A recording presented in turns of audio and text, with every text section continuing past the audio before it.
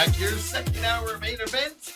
I'm your humble host, Stephen McCollum, and 17-year NFL veteran, three-time Super Bowl champion. Well, Dell Hellestrae, he's off here this week. It's his birthday week. A man of his stature doesn't just get a birthday day. His birthday was on Saturday. No, he doesn't get a day. Just takes the whole week off. Yeah, as he announced last week, he's up in Sedona celebrating his birthday with his lovely bride, Brooke, there.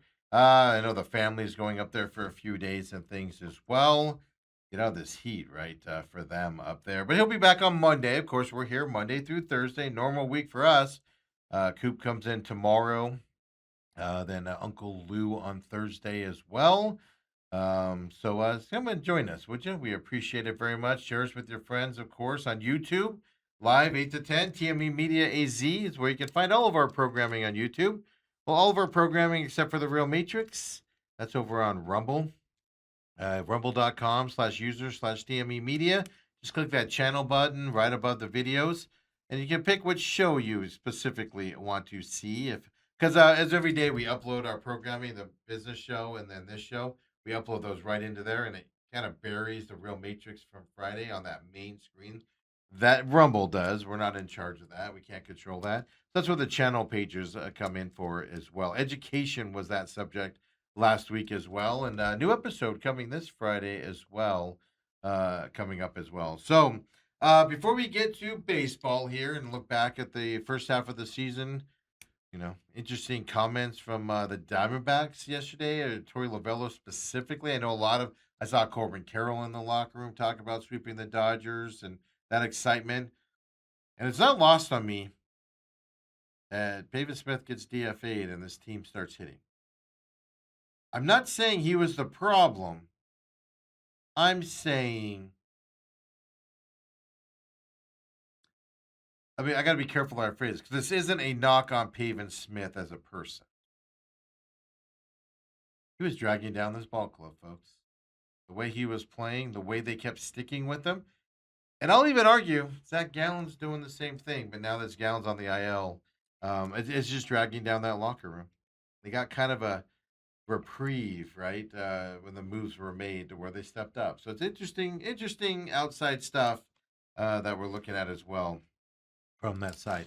But if you missed the news over the weekend, the Seattle Seahawks just won a Super Bowl, decided to put their team up for sale. I was actually in kind of the Paul Allen's trust, his his estate, as part of that whole deal where when he passed on and moved on, all of his entities get sold off. He had no family to leave anything to other than his sister out there as well. And so he made this deal where he had to sell everything. Trailblazers were sold, I believe, end of last year, beginning of this year, for $4 billion. And now the Seahawks are sold $9.6 billion roughly. He bought the Seattle Seahawks in 1997 for $194 million. Sold for $9.6 billion, folks. Kind of a good investment, I would argue. Yeah. So just off of Paul Allen owning all of his assets that we know of, but mainly the Blazers closed on March 30th. Actually, I'm seeing it right here. Thought it was earlier this year. The Blazers sold for $4.25 billion. Seahawks agreed for a sale over the weekend for $9.61 billion. Folks, that's over $13 billion sold that Paul Allen's estate has done. That's a lot of money. And like I told you before, his estate, his wishes, they must sell the teams and direct proceeds to philanthropy. I said charity, but they phrase it as philanthropy out there. So it's going to fund science, conservation, arts, causes that he believed in as well. It's all going to be done through the Paul Allen Foundations out there as well. Nobody gets any of this money. Like his sister doesn't all of a sudden get billions of dollars. She's fairly well off herself. It goes all to the philanthropy of things out there. For everybody that says, billionaires don't do anything, they just rip people off. I don't know how you keep saying that now with that news out there as well. So your Seattle Seahawks will have a new owner. Now who's buying them? I know we talked about this on McCollum on Business this morning from the business perspective, but the 49ers had a limited partner named Vinod Khosla. Very respected within the San Francisco ownership group. Everybody seems to like him. He bought into them about a year and a half ago or so. He's a billionaire, of course, and everything. He's worth about $13.7 billion and buying the Seahawks for 9.6. Now, it might not be all of his family's money. Might have some investors coming along as well and stuff to that effect. It's still subject to NFL approval, but I'll tell you this: if he was approved to be part of the San Francisco ownership group, he's going to get approved to be the Seattle Seahawks ownership group as well. He's just going to. You don't allow them to be minority partners without the process of being regular partners, full partners afterwards as well. So that's who's buying the Seattle Seahawks. We don't know anything about him in terms of how he's going to do on payroll or is he going to be involved or what he's going to do. We don't know anything on that side.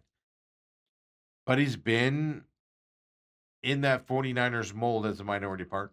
So obviously he's been working with or seeing how these 49ers ownership works, what they're doing and stuff to that effect.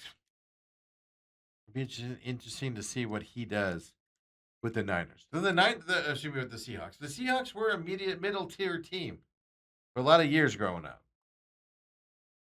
All Allenbaum, they turned it around a little bit. A couple Super Bowls. One they lost that they should have won.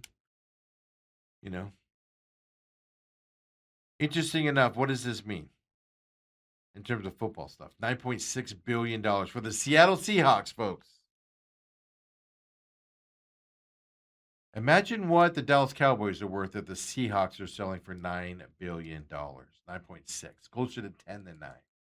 Imagine what the New England Patriots are worth. Imagine what the New York Giants, I'll even throw it in there, the Jets.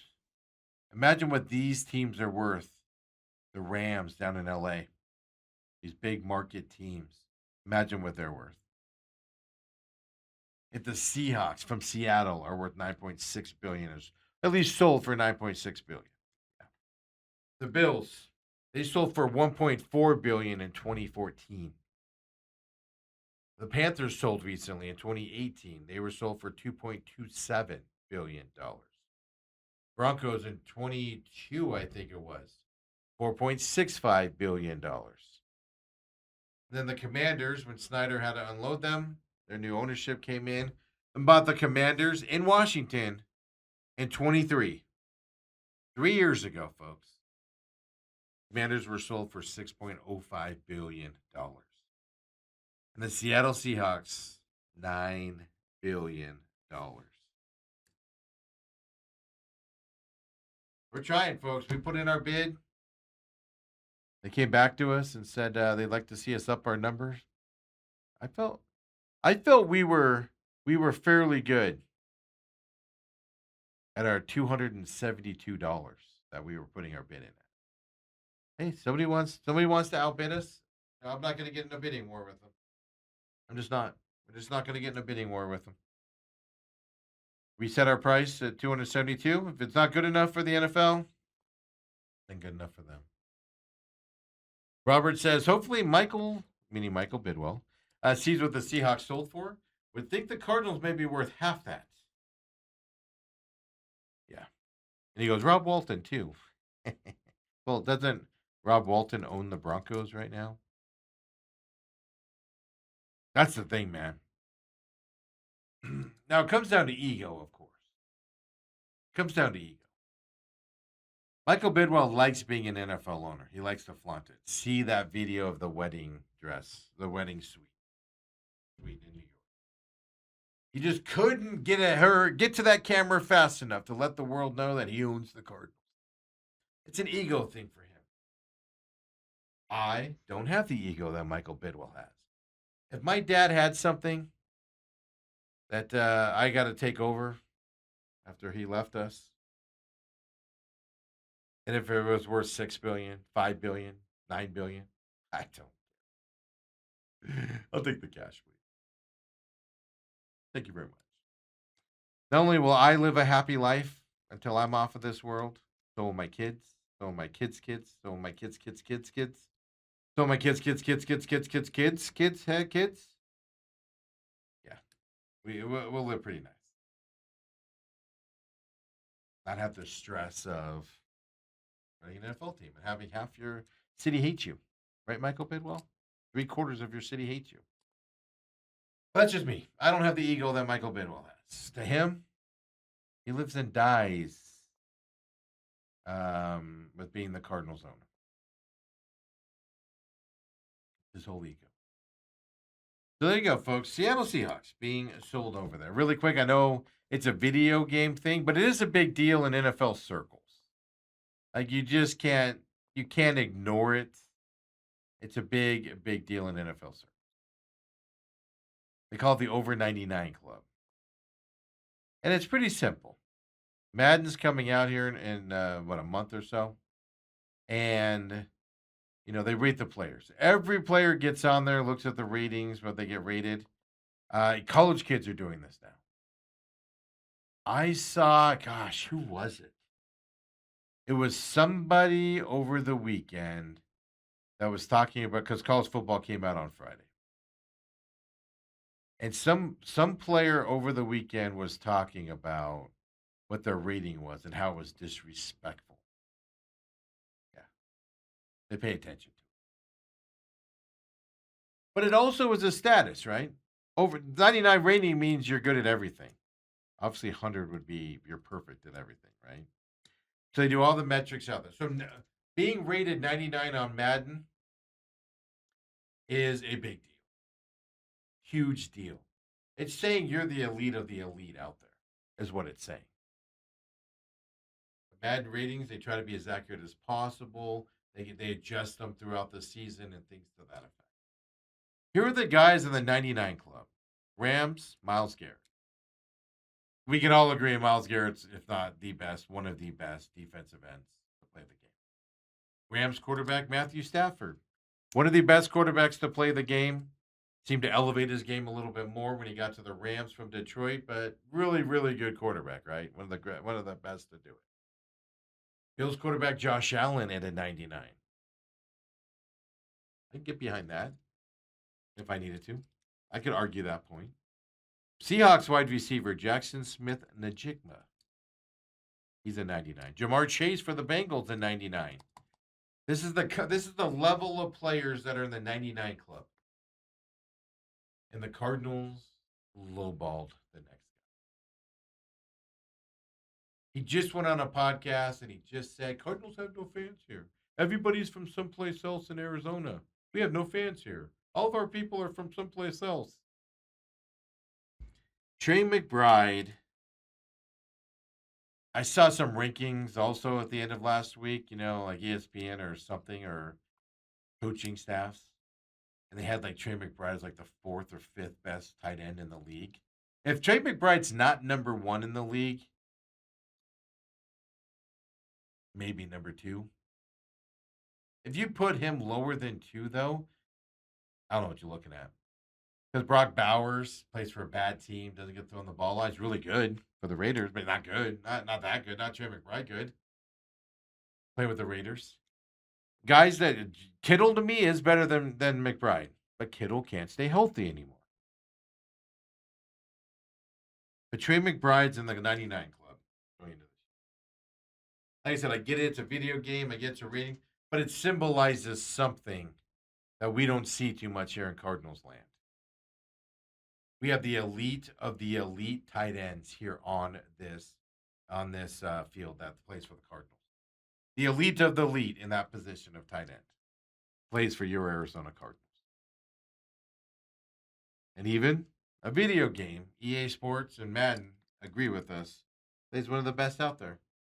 In their case, they're saying he's the best. He's the highest ranked tight end. No other tight end is at that level. So there we go. Now, like I said, do what you want. You look in the comments, so they're announcing all this stuff, and everybody's throwing oh, Stafford's like a 95, 96. Josh Allen might be a 97. What are we doing here with these 99s? You could argue it left and right. I get it. But here, a guy's like, how is Trey McBride a 99? You can argue the point. The bigger point here is Trey McBride is an elite tight end in this league. He's probably alone worth the price of admission. I'm telling you, folks, he's fun to watch. You know, I think he surpassed Kittle and those guys into the best tight end in the league over the last year. Partly because of injuries. If I had to put it just side by side, take injuries out of it, to me, Kittle is the best tight end in the NFL. Period. Trey McBride to me is second. But Kittle's injuries kind of push him down a little bit. Trey McBride's number one. Yeah, Brock Bowers is a fantastic tight end. He plays for a terrible team. Doesn't get the ball thrown to him. We'll see this year. But Justin Jefferson's not a 99. So there you could say there's controversy. My bigger point, like I said, is he's being mentioned as one of the best at his position as a Cardinal. We don't see that too often here, folks. We don't see it too often here. Robert says, dang, forgot about that. He's part of the D-backs. Only other well-heeled person I know about.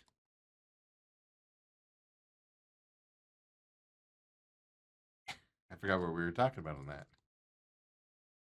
I'm struggling with the chat today, man.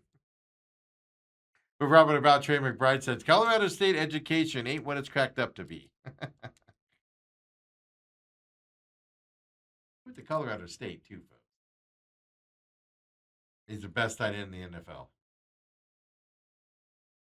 And then Robert says, although he's rated at 99 after 3 years of Petzing. Well, that's the other side of it. His rookie year, you were kind of like, when you watch the all 11 films and everything, you saw him get exploded on blocking techniques and things to that effect. Trey McBride has improved masterfully over his years in the NFL. And you're absolutely right on that, Robert. He did that in an offense that did nothing. He did it in an offense with Petzing that just stalled constantly, went nowhere.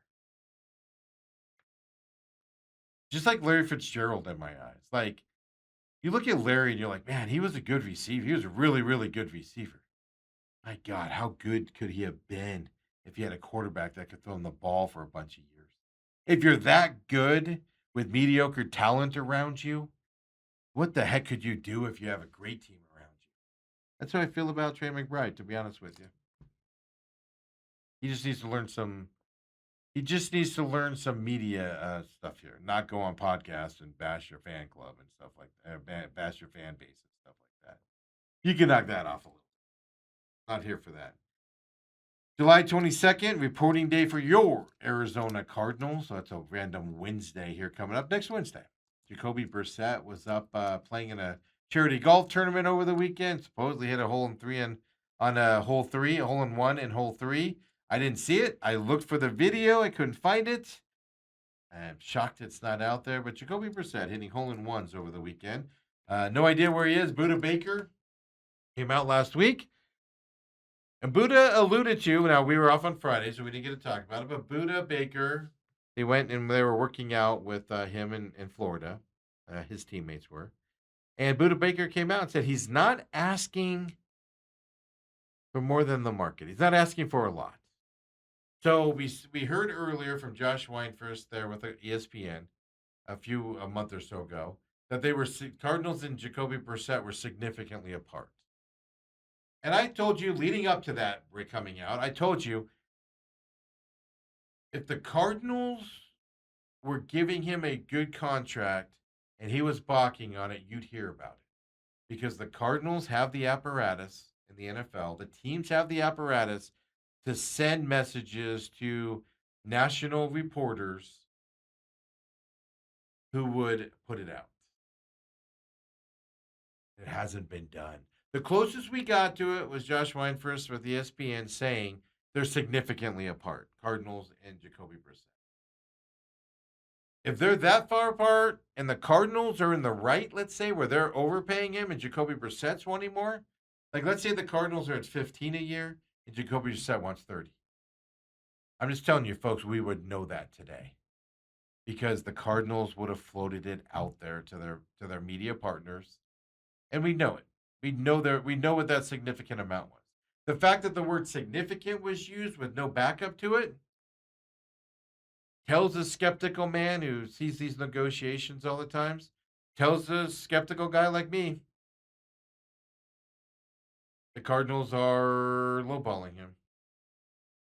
There's a reason why the Trey McBride was lowballed and his contract negotiations came out this weekend. There's a reason that talk started. The Cardinals don't want to pay their guys. We've told you all along. It's 1 year deal. Maybe a 2 year to stretches bonus out or whatever for cap reasons. But you have plenty of cap space. Even if they liked Carson Beck better than Jacoby Brissett, even if they liked him better than Jacoby Brissett, it's a 1 year deal. 2 on the books, maybe because of the salary cap. You have the salary cap space. And I'm not talking, like I said, if Jacoby Brissett's asking you $30 million, see you later. Cut him and have a good day. He's at 10, even 15, and you want to pay him 7, 6, 8 for your starting quarterback? You're in a dream world, Cardinals. You're in an absolute dream world. And we're going to find out eventually where we're at on this, right? So all eyes are on Jacoby Brissett now moving forward. They haven't signed Carson Beck yet either, I don't believe, right?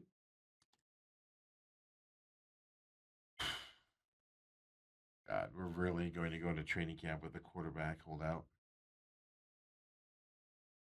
Robert says significant is all relative. Michael thinks he's significantly taller than he is.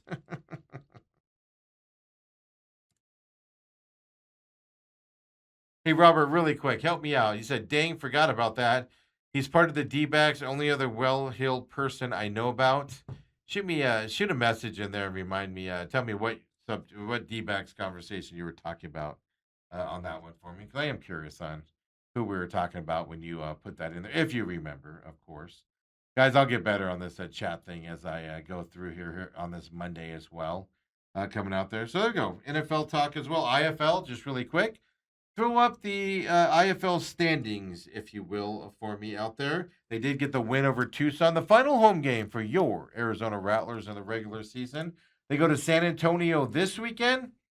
10 wins for your Arizona Rattlers. They clinched a playoff berth a couple weeks ago, their last home game out there before they went to San Diego. So 2 weeks ago now, this would be game 3 games ago is when they clinched it, I should say. They're going to at least be guaranteed the 3 seed, which means right now at least they'll be going to the Las Vegas Nighthawks. San Diego, well, they lag behind on a game. You know, they only have 14. Rattlers and Nighthawks only have 1 left coming up as well. So can they get the 2nd seed? Yeah, technically. They didn't get the help they needed, though, with San Diego, with Vegas also beating San Diego, I believe, over the weekend last week. I'm pulling up their stuff really quick here to check it out. Let's see here.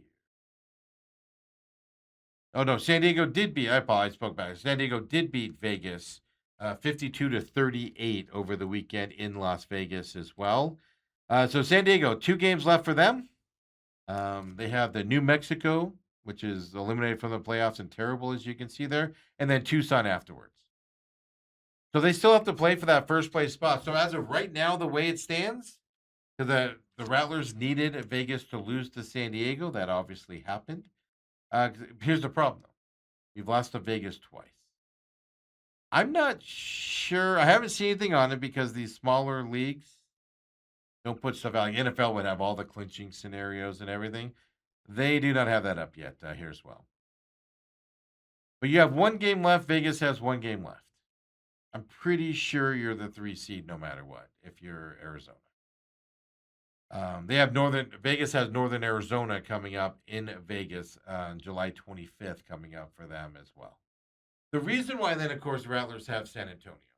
Vegas has the tiebreaker here over the Rattlers. That's why they needed to basically, even if you tied them. So if Vegas loses their last game, Rattlers win their last game, they'd have the same record of 11-5. But Vegas would have the tiebreaker. So they're going to be the 3 seed, which means no home games in the playoffs coming up for them. And they would play Vegas, by the way, in Vegas for the first round of the playoffs. They would coming up. They played them well in that New Jersey game, the second game. Of course, the first game against Vegas was when the coaches started pushing each other and everything. Then they lost to them in New Jersey. They had the lead, and then some turnovers happened. Drew Powell threw some interceptions. They lost that game. They played Vegas competitively. That'd be your first round of the playoffs. Then, if you won that game against Vegas, and assuming San Diego would beat Tucson in the first round of the playoffs, you would then have to go do San Diego to win that second round. And like I said, Coach Guy said every time they've won a championship, well, they've done it on the road as well. So next game for the Rattlers is coming up at San Antonio, who's been eliminated. Your 4 seeds are going to be the Strike Force Vegas, Arizona Rattlers, Tucson Sugar Skulls, who are 6 and 8, are going to get in as that 4th seed here as well, because San Antonio has been eliminated. Northern Arizona and New Mexico were eliminated a long time ago for them out there as well. So I'm pretty sure that's our seeding. Now we'll see. San Diego Vegas still has something to play for. San Diego has 2 games left. They lose 2 of those, they're going to be out of that first place seed coming up as well. And that's the other side. If San Diego, for some reason, stubs their toes against 2 bad teams, I don't think they're going to. They would have an 11-5 record. And the Rattlers have the tiebreaker against against San Diego. So you need San Diego to lose 2. You need the Rattlers to win their final game. To get to that 11-5, you'd be tied at 11-5. And then the Rattlers would have the tiebreaker to move up into that second seed. So it's still alive for the Rattlers to get into a home playoff game. It's just not looking like it's going to happen coming up here. We'll talk more IFL as the week goes on as well for them. And when we come back here, let's get into it. Lots of baseball talk. Close out the first half of the season. Of course, we got all week to talk about it. Home Run Derby tonight. I've got the odds for you. Just looked it up earlier before the showtime. Talk a little NBA Summer League really quick. And we'll talk more of that tomorrow as well, the Summer League here. Kind of tell you what to look for here with the Suns playing. And then we'll do all baseball, folks. Coming back in a minute.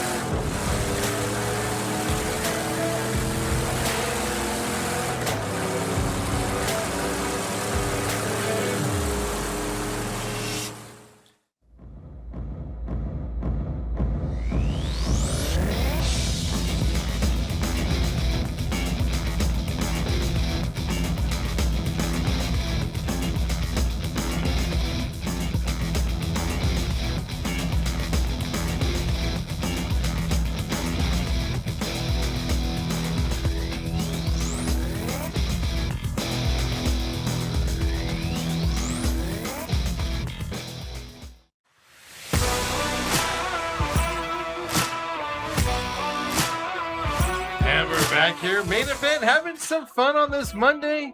Of course, I'm your humble host, Stephen McCollum.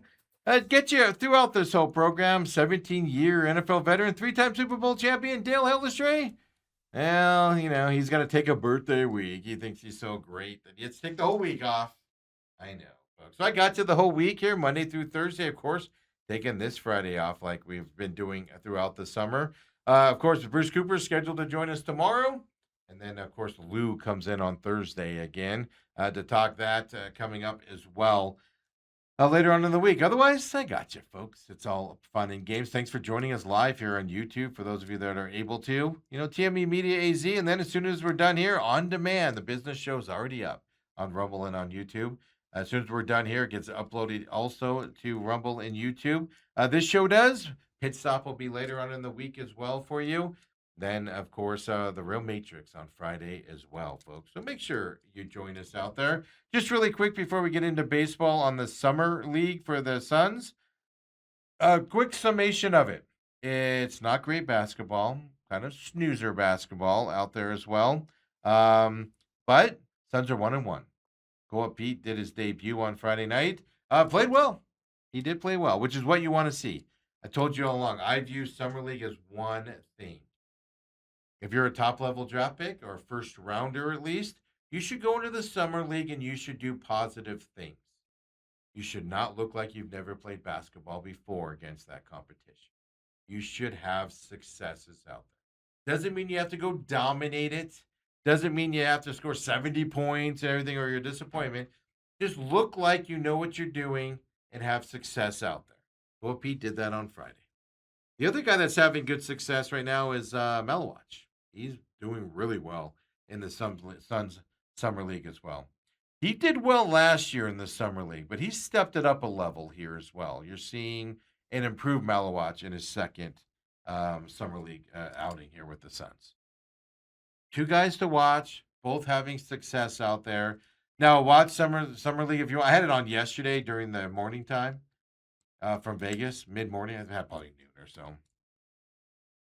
I just had it on, was listening. I don't even know what game it was, and it was just like, oh my god, why is this even on right now? So there's your update. We'll talk more Summer League tomorrow. A little bit more specific, but just wanted to give you a heads up. Koa and Malawatch. Malawatch especially doing really, really well out there. So that's just what I watch on the Summer League. I'll watch it so you don't have to. How about that effect out there as well? So but you want to see the young guys doing well. Because they're not doing well in the Summer League against that talent. They're not going to do well when they get up to NBA level talent. That's how I look at that as well. I want to talk baseball with you, of course. We'll do more baseball tomorrow. Of course, All-Star game is tomorrow as well. Home Run Derby is tonight. Let's talk about that really quick here. Let me pull up here. I'm going to get the odds as we're looking at them right now on the DraftKings is what we use on this show for our amounts. Right now, Kyle Schwarber is your favorite tonight going into this. Now it's on Netflix. And they went back to the number of pitch. You get, was it 15 swings? No clock now. So we're going to be able to hopefully see the balls actually leave the ballpark. Whereas the last few years with the clock, right? They'd hit it, you'd have the split screen, and you see it, but you're watching them swing on the next pitch. It was the stupidest thing I've ever seen in my life.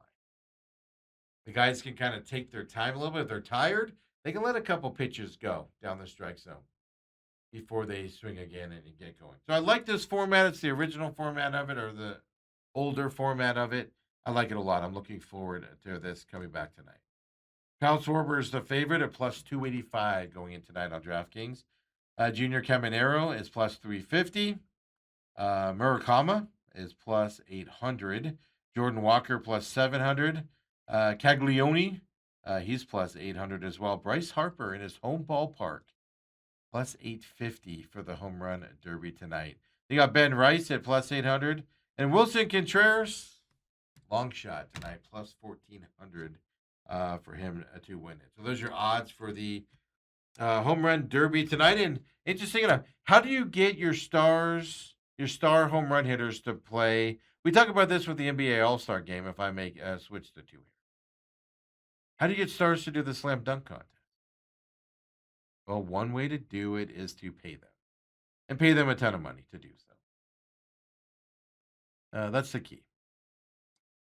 Baseball's got the right path. Now, it's not huge money for these guys, but who doesn't want to win an extra cool $1 million? The total purse for the home run derby, $2.5 million. The $1 million goes to the winner of this tournament. $500,000 goes to the runner-up. So $150,000 for each of the other competitors out there. Then you can get an extra bonus for the longest home run. You get $100,000 at that point as well. So we're not talking big money. But how do you get your stars that hit home runs to play in this? Unfortunately, like most of us, for some cash only. This is a new dollar amount that they're throwing out there too, by the way. Used to not be this much. So some incentive to be in the home run derby tonight. 5 p.m. as I said on Netflix is where you can find that out there. After that, yes, I know paid thing. It's not the All Star game and home run derby on Netflix doesn't bother me as much as everything being on Peacock like that Sunday, July 4th, July 5th Sunday. This is just a way to grow your sport, though. This would be better if it was on like ABC tonight, NBC tonight. Young people that don't get to watch a lot of baseball, for instance, will be able to see the stars they don't get to see. Instead, you had to be on a paywall for money's sake, not growing the sport's sake. So we'll see. We'll see what happens at that point as well. Diamondbacks sweep the Dodgers over the weekend. Woo! A lot of positivity from that out there. No doubt about it. I feel like everybody's kind of gone from being down on this team and sellers. And everybody's like, bye. You can do it now. And of course, we didn't get to talk about it on Friday. They DFA'd Pavin Smith. Long time coming. He just wasn't cutting it, folks. I saw a lot of people kind of chastising people, celebrating that he got cut. Nobody wants somebody to lose their job. But I blame the Diamondbacks for this, not anything else. Pavin Smith was so bad for the Diamondbacks that the casual baseball fan, forget about the diehards, the casual baseball fan had turned against him. And by running him out there repeatedly, constantly, every time, and running him out there and running him out there and running him out there and having him fail, the fan base turned against Pavin Smith and turned around the Diamondbacks as well. The reaction of celebration of Pavin Smith getting cut is because of the way the Diamondbacks insisted to keep putting him out there and letting him struggle. The Diamondbacks consistently telling us as a fan base and the casual fan, we need him on this team. He's good. We know what he can do. That is why you got almost a celebratory cutting of Pavin Smith. Because of what the Diamondbacks did to Pavin Smith by running him out there. Torey talks all the time about how these are his kids and he's here to protect them. How did you protect Pavin Smith, Torey Lovullo? By running him out there with how awful he was. And the fan base turning against him. How did you protect him in that situation? You compounded it and made it worse. This is several decisions. I'm not saying they did it because of fan input, but it definitely helped. Remember last year with the third base coach? They kept going with him until the fan outrage got so bad they couldn't ignore it anymore. That's what happened to Pavin Smith. You didn't protect Pavin Smith. You made it so bad for Pavin Smith that the fan base celebrated when you cut the guy. That's a dereliction of duty on Torey Lovullo. You're not out to protect these guys. Same thing with Gallen. You're not out to protect these guys. You say you are, but you weren't. I actually felt kind of bad for Pavin Smith with the celebratory stuff. Pavin's a good guy, folks. He just wasn't good for the Diamondbacks. He wasn't. He had some moments, right? In LCS, what was that? The Phillies, I believe, right? Won that game. He had his moments. So when you see people excited Pavin Smith's not on this team, this is what we're talking about. The Diamondbacks put Pavin Smith in that bad light. Then on top of it, we've been talking about in the locker room and the drag that these decisions have on the locker room. I brought it up to Dale. Now, football and baseball are two different sports. I get that. They didn't spend a lot of time in an NBA in a Major League Baseball locker room. He spent a lot more in football. But I just asked him, if your coach kept throwing out a bad player that you knew was failing, and every week you saw him failing in football, eventually the locker room would be like, what are we doing? Oh, here he is out there again. You see it with closers all the time in baseball. When closers are struggling or bullpen guys are struggling, and they go call them into the game. You'll see players, catchers, visibly react to that player being called out field. And then what happens? They DFA him. Friday comes, you get the good news, I guess you can say. Ohtani's not pitching in this game. He's going to hit. So you get that break. All right, that was the one break there. Ohtani's not in there. Dodgers had that emotional letdown by having to switch pitchers. You win that game. And then the Diamondbacks continue to look good. They hit the ball over the weekend. Almost, it looks like an exhale of, now we can go play. Whether you believe that or not, that's what it looks like. The Diamondbacks did that to Pavin. You didn't have to keep putting him out there. You could have sat him. You could have sat him on the. You could have sat him for more games. You just kept throwing him out there. It's just I get tired of. I got to protect these guys, and I'm like their dad, and I got to protect them. You did nothing to protect Pavin Smith in this situation. You did the opposite for Pavin Smith in my eyes. You didn't protect him at all. Protecting him would be, you're not doing it, kid. We got to do something else with you here. They kept insisting to put him out there. So Pavin Smith's a good dude. We'll see if he gets picked up on waivers. His contract is very friendly. Does he get picked up? Or does he not get picked up? He'll have the option to go to minor leagues. Probably decline that, I'd imagine. And then he becomes a free agent. Be interesting to see where he goes to and what he does out there as well. I just don't think he's major league material. Just don't.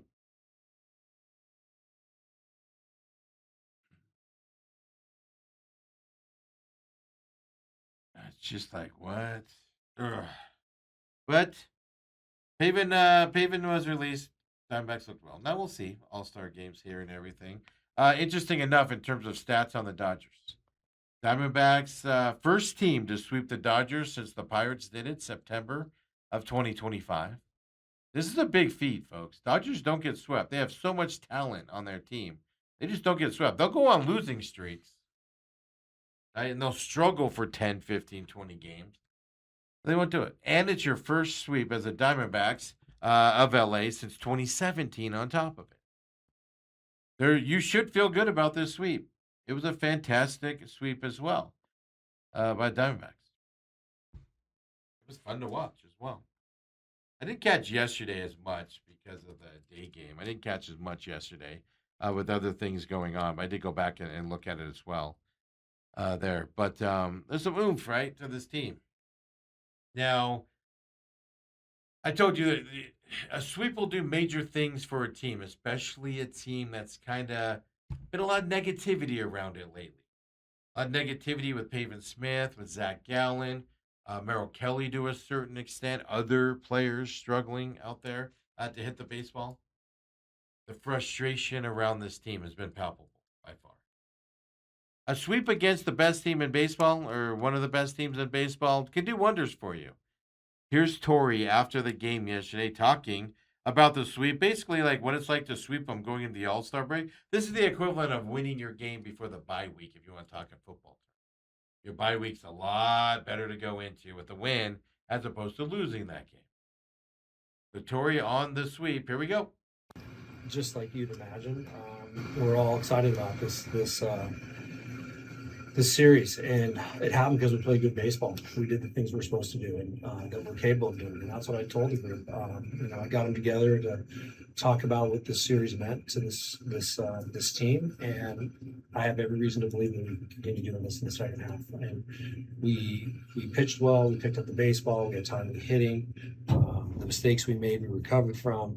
It was D-back baseball, and it's nice to beat the Dodgers at any time, especially here in this building. It doesn't happen very often, so we're very proud of what we did. Look at the difference. Look at the difference. Rightfully so. There's some excitement around this team again. There's hope with this team, with the All-Star break here happening right now. We talk a lot about just give your fan base hope that there's a chance. Now you got to come out and perform because you're off until Friday. Obviously, Corbin and Erod are going to the All-Star game. And the nice thing about Torey, I will give him credit on this. He was watching Erod's pitch count in that game on Saturday. because Erod would, Erod's not going to be a multi-year All-Star guy, probably, and he's in the All-Star game, so he was watching his pitch count to make sure that he'll have the option or ability to pitch in the All-Star game coming up tomorrow night. I will give Torrey that he is great at that stuff. But Diamondbacks are off till Friday. Then you got the Cardinals at home, big series. Then you got the Athletics at home. Athletics are a 500 team, but they have a ton of talent on there. Then you're at that. Then they got that stretch where you're at Cardinals for that game makeup, at Nationals, who are decent this year, and then at Pirates after that. Big upcoming home and road trip for the Diamondbacks. But you got hope here during the All-Star break that you can become the positive team. DFAing Pavin Smith. Then you get the word out of the blue. No issues whatsoever. He just sucks at pitching. And like I said, Skeptical Steve, as we'll call him, saw this and I was like, oh, the old you're injured ball trick. So you lost Pavin Smith now. He's gone. The guy that's been been an anchor around your neck all season long, and the fan base puts a lot of their struggles on him. Just kept throwing him out there. And then Zach Gallen's the other guy that does that as well. They announced he's going on the IL. Injured. Zach Gallen was imaged yesterday, or was it Saturday? I forget now. He has right elbow inflammation. Headed to the IL. They have officially put him on the 15-day IL, retroactive to July 9th as well. I don't know if Zach Gallen's hurt or not. Baseball is one of those sports where you kind of can question it because it's just easy. Instead of DFAing him and embarrassing him, you put him on injured list, and you kind of he's just injured for the rest of the year, right? Type of a situation. That happens all the time in baseball, folks, whether you like to admit it or not. A little bit of skepticism on that side, right? But you get that news out of nowhere. No hint of it, no nothing. He's there. So now you've got the two guys that were anchors around the Diamondbacks next this year taking a lot of grief. Gallen gone for at least a little bit. But it's going to be one of those things where it is going to stretch out to the rest of the season. Maybe spot starts for him or something, but it is something to that effect coming for Gallen. They don't want to embarrass him by DFAing. Then Pavin Smith DFA.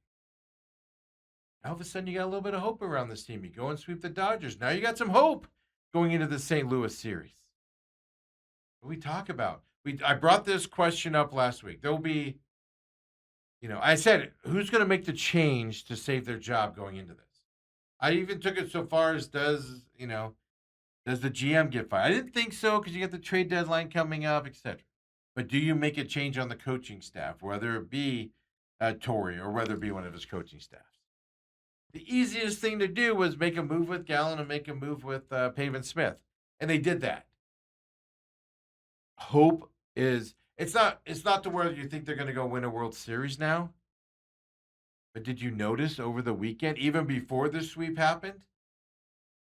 I noticed it on Friday, just on the social media page. I came in here to do the show with Lou. We found out Thursday night, about 10 p.m. Then you're just sitting there. And you just felt a different vibe on social media as with Pavin getting cut. Same thing with Zach Gallen, how he didn't start yesterday because I went on the IL. All of a sudden, you're getting some hope back into this. And they're showing that they care. That's the big thing. The Diamondbacks are showing that they care, folks. They're getting rid of the anchors around the necks of this team. And they're showing they're making an effort moving forward. And you know what? Interesting enough, they got rewarded for those efforts by sweeping the Dodgers. What we talk about here, they hold on to these guys for too long. Too long, they hold on to them. They just won't let them go. Let them go. Like those movies with the kid and the dog. You're like, go, get out of here. Go.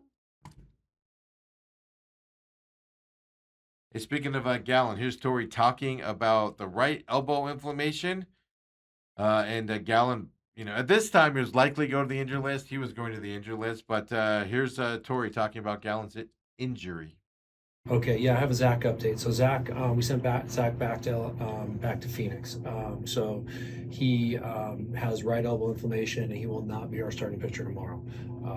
You probably saw Brad in and around the clubhouse, so you guys can add up that part of the equation. But we got that news yesterday that he was having a little bit of discomfort, and he was examined, and most likely will be headed for the IL. When did this pop up?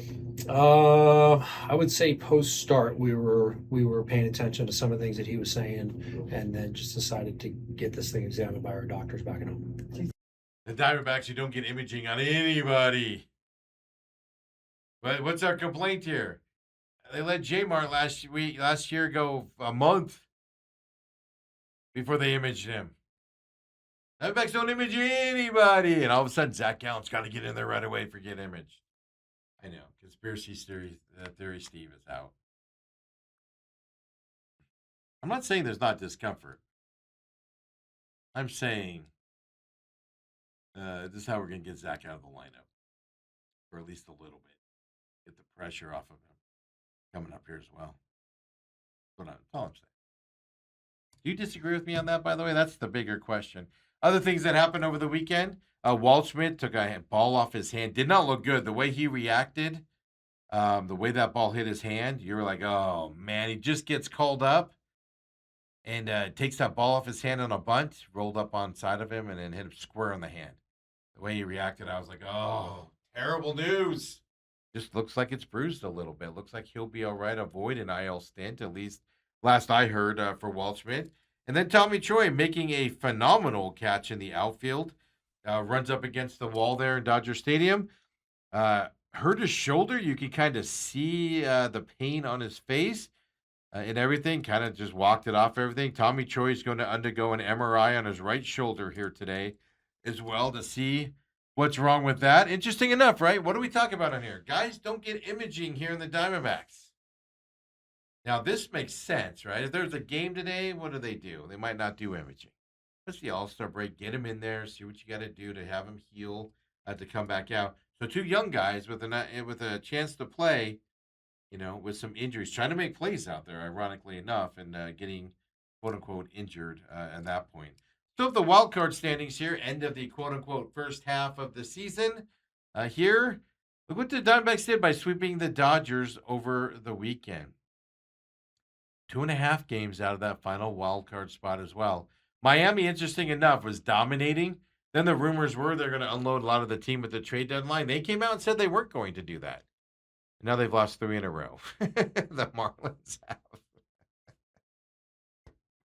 This game's a cruel, cruel game out there after being the hottest team for June and first part of July. Now they've lost 3 in a row.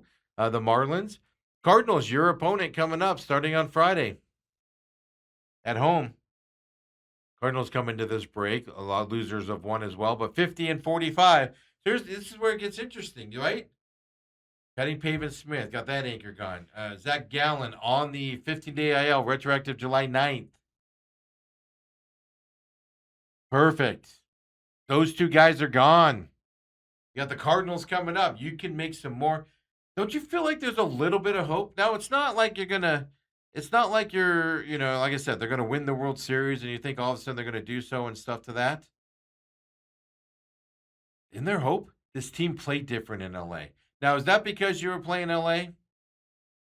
Is that because you're playing the best team in baseball, your division foe, so you woke up and you played?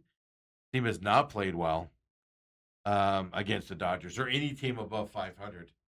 They haven't at all. All of a sudden they woke up. It could just be a coincidence, folks, that Gallen's gone and Pavin's gone, and all of a sudden they started playing well. Could be a coincidence. Could just be a pre-All-Star gasp of air where the Dodgers had a letdown and the Diamondbacks didn't.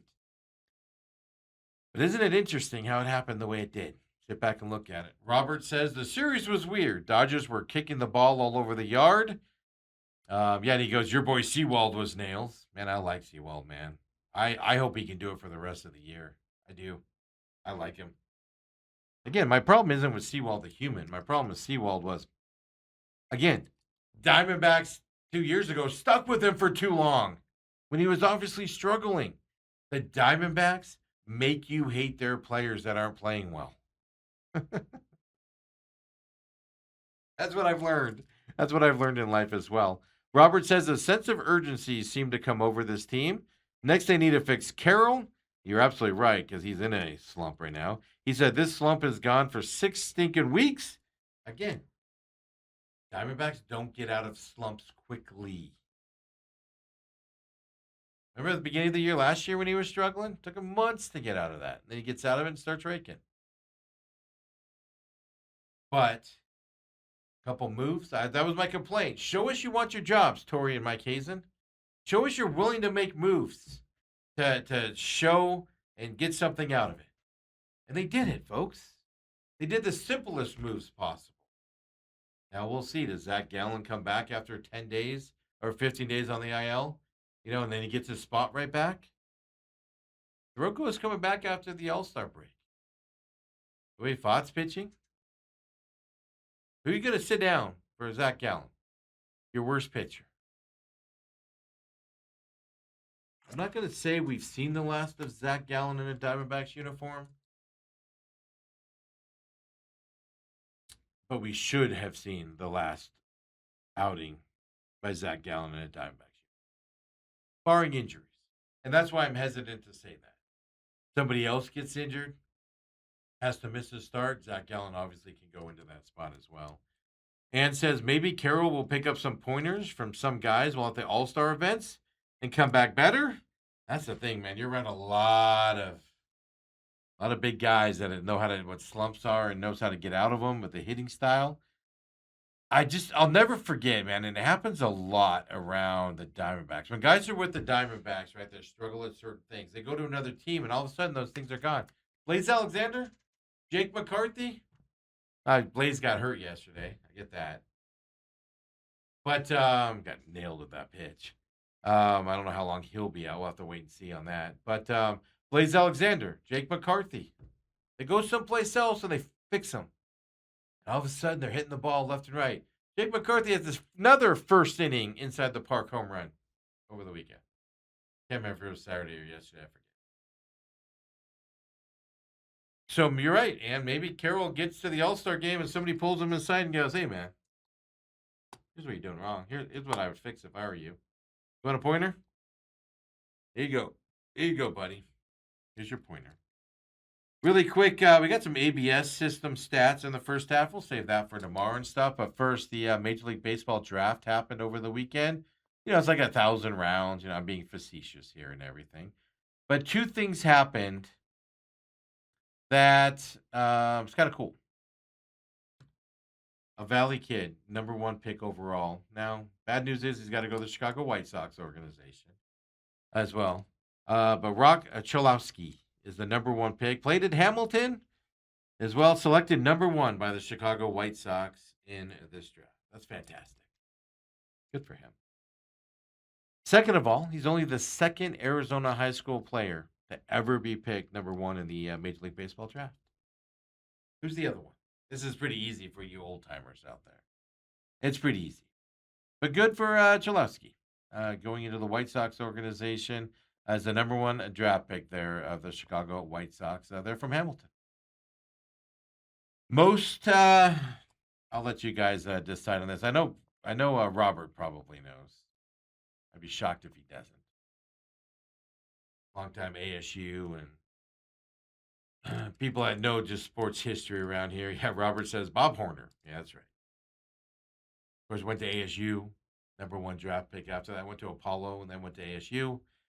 Number 1 draft pick out of Arizona. That's why, he went to an Arizona high school. It's not out of high school.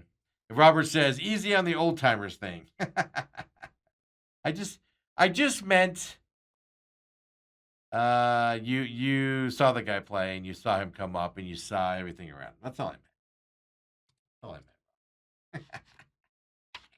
That was all before my time. I barely remember Horner as a Brave. Born in 77 from that side. The other cool thing about the draft, besides that, the high school kid going number 1, the other cool thing is the amount of ASU players that were drafted. A record number of 10 were drafted. in this Major League Baseball draft from ASU.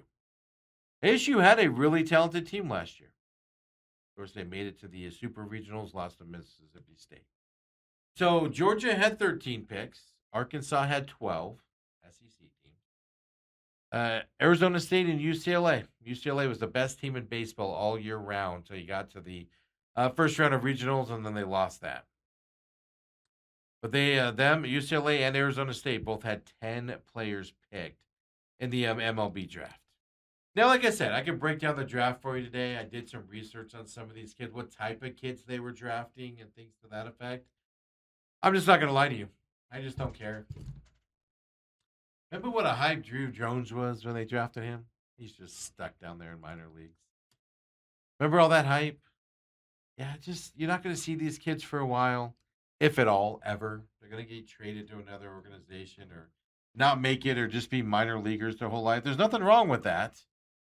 It's just I'm not going to invest hours of my time studying the Major League Baseball draft. But it is amazing. Number one kid from Hamilton, 10 ASU players drafted. If you get guys into the big leagues here, and the nice thing about 10 of those people drafted by ASU, I want to say 7 or 8 of them were at ASU because they tried to go in the draft last year, weren't drafted, and then they worked their way back into it again. Yeah, it's fantastic stories on the ASU perspective as well. And you get kids drafted, people will want to come play for you, of course, as your season goes on as well. As I told you tonight, Bob Horner in 78, by the way. Now, he wasn't drafted out of high school, just Arizona high school players drafted number 1. Of course, he went to ASU first before moving up into that. So, Home Run Derby tonight, 5 p.m. Netflix tonight. I'm enjoying this new format. I'm going to watch this. Normally, I'm not a Home Run Derby guy. With the format of the pitch clock and everything, I'm not enamored by the guys that are in this thing tonight. I want to see Bryce Harper at home. He should be able to launch some bombs out there. I don't know how much his heart's going to be in it because Bryce Harper's dealing with all the fallout on the gambling stuff right now as well. Thing. Yeah, Robert says Apollo Hawks. I always want to call them the Apollo Rockets, but that's Moon Valley. I told you I knew somebody at one point in my life that went to Moon Valley, and every time they said Moon Valley Rockets, they went Apollo Hawks there for Horner. Of course, we just lost Bob Horner just a month or so ago as well, here with us as well. So we'll keep talking Diamondbacks and the Home Run Derby, of course, tomorrow. Still plenty to talk about this week. All-Star game tomorrow night as well. Corbin Carroll's in that. Erod will get on the mound. The question is when and how long and how much. Even though we did pitch on Saturday, they were watching that pitch count. I saw after that game, Torrey flat out said, I was watching his pitch count. He wants to pitch in this game. He's looking forward to it as well. So he was Erod getting into this All-Star game might bring some more excitement. Of course, World Baseball Classic, All-Star game. Quite the year for Erod as well out there. Robert says, and I agree with this. He says, watch for Ben Rice. He gets young guy, wants to make a name for himself as well in the Major League Baseball draft coming up here. Like I said, I was reading the names. I was going through the stats. I was listening to a bunch of stuff. And ultimately, I was just like, I'm not going to see a lot of these guys for a while. Hard to get excited about NBA draft. After the first few picks, right? Like Cole Pete's exciting because he's a local kid. But if the Suns picked anybody else at 25, you wouldn't be that excited about it. You just wouldn't. You know he's not going to play much and stuff to that effect. You're hoping Koa can get there at that point. We'll have more first half of the baseball season for you. Diamondbacks over 500 at the end of the break. Again, the message here is we were talking about it last week before Wednesday and Thursday last week. Diamondbacks needed to give not just us hope, but them hope. Who is going to fight for their job and show they want to stay here in terms of the ownership, in terms of the GM, in terms of the manager, in terms of the coaching staff? Boom, they do it. Go beat the Dodgers, instant hope restored. It's amazing how that works. I've got to wait till Friday to see how they rebound. Home Run Derby tonight, folks. Enjoy that. Of course, like I said, if you have Netflix, enjoy that. We'll see you tomorrow Tuesday's edition. Don't forget, McCollum on Business live at 7 on YouTube. The main event live at 8 o'clock, 8 to 10 here on YouTube as well. Come and join me, would you? See you then, everybody. Have a great Monday night.